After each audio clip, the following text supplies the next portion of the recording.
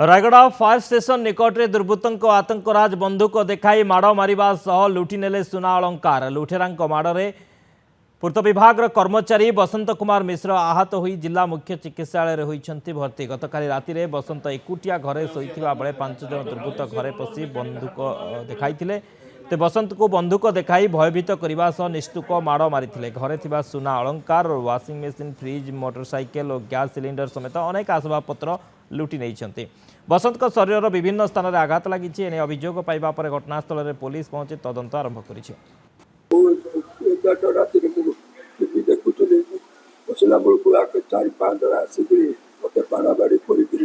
सकाल पदर सब सुना चेन फ्रिज टीवी सब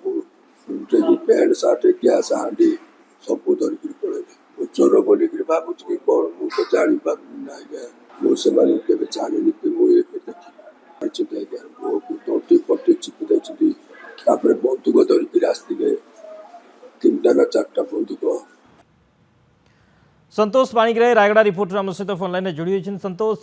बंदूक देखाई लुट कर माड़ मारी दुर्बृत्त माने कौन सूचना रोचे नहीं देखो शक्ति गतकाली रायगड़ा सहर जनगहलीपूर्ण फायर स्टेशन निकट में अभावन घटना घटी गतकाली विलंबित राति जड़े पीडब्ल्यू कर्मचारी से घरे शोई टीवी देखुला समय 4 जन 5 जन दुर्बृत्त निजे बंधुक देखिए घर भितर पशिले और राति तमाम ताको बाड़िया पिटा कले से कौ जगह टंका रखिंट कौटे सुना रखिंट आसबाब पत्र सहित